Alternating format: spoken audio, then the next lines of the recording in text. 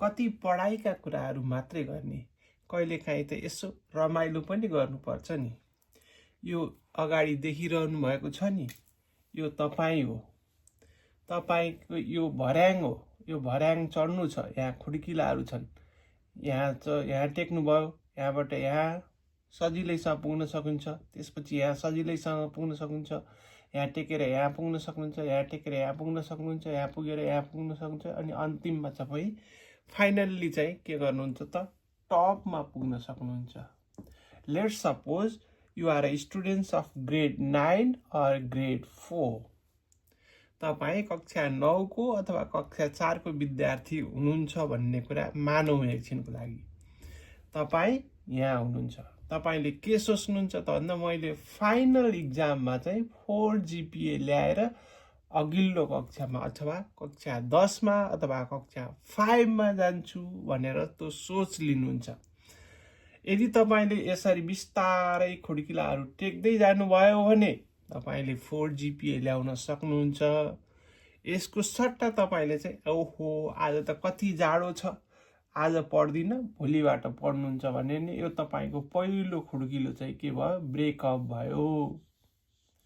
अब फेरि अर्को दिन आउँछ, ओहो आज त फलानुको बिहा छ, त्यहाँ जान्छु, रमाइलो गर्छु, त्यसपछि म धुरन्धर लाएर पढ्छु भन्नुभयो भने यो पनि ब्रेकअप हुन्छ। त्यसपछि अर्को दिन, ओहो आज त चितवन महोत्सव छ अथवा रत्ननगर महोत्सव छ अथवा गैंडाकोट महोत्सव छ, त्यहाँ जान्छु, त्यसपछि भोलिबाट चाहिँ धमरधुस लाएर पढ्छु भन्नुभयो भने यो पनि ब्रेक हुन्छ। अब तपाईँ जेने तेने यहाँसम्म त यसो उफ्रेरसम्म पुग्न सक्नु होला।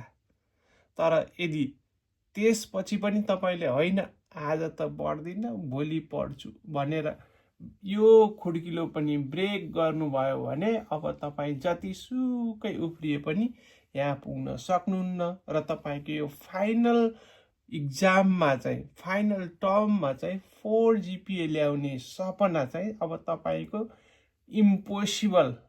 तपाईले कुनै पनि हालतमा यहाँ पुग्न सक्नुहुन्न यो टपमा। त्यसैले तपाईले बिस्तारै जे छ आजैबाट बिस्तारै मेहनत गर्दै जानुभयो भने तपाई त्यो फाइनल टर्ममा चाहिँ 4 GPA ल्याउन सक्नुहुन्छ, अन्यथा ल्याउन सक्नुहुन्न। यसबाट हामीले के बुझ्नु पर्दछ भने slow and steady win the race. हामीले खरायो र कछुवाको कथा पनि पढेकै छौं। खरायो छिटो दौडन्थ्यो, कछुवा ढिलो हिँड्थ्यो। तर बाजी कसले मार्यो? कछुवाले, किनकि उसले आफ्नो चाल बिस्तारै भए पनि निरन्तरता दिइरह्यो। त्यसैले तपाईहरुले पनि 4 GPA ल्याउनु छ भने आजैबाट पढ्न सुरु गर्नुहोस्, अन्यथा तपाईको 4 GPA आउँदैन। जसरी भर्याङका खुड्किलाहरू ब्रेकअप भयो भने तपाई यो टपमा पुग्न सक्नुहुन्न नि, त्यसैगरी तपाईले आजैबाट पढ्न सुरु गर्नु भएन भने तपाईले फाइनल इक्जाममा 4 GPA ल्याउनुहुन्न, कन्फर्म ल्याउनुहुन्न। लेखेर राख्नुहोस्।